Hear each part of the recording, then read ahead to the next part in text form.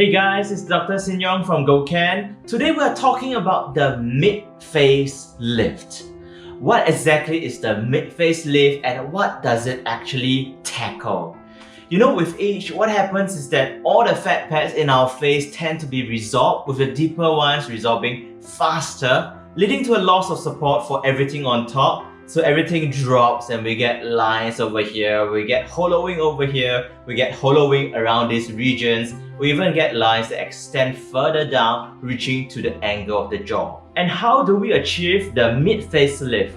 We are using fillers of different densities and viscosities to achieve a tightening and pulling effect to lift up the whole of the mid-face. The areas that we target are over the medial cheek, the apex of the cheek, the lateral cheek, the nasolabial fold, and sometimes extending all the way down to the marionette lines. All of this allows us to resurface and recontour this whole region so that we look like our own youthful self. Hey, my name is Annie. I'm going 44 this year. So my problem is like I'm losing fats on my face. I have fats on the other part of the body except my face. So every time when I lose weight, the face will get sunken. So I will look tired, I will look older than my age, and I look fierce. So people are saying that when I don't smile, I look very fierce.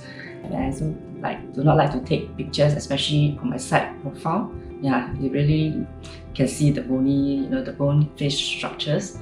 So I was introduced by my friends to this clinic. So it's been a very pleasant experience.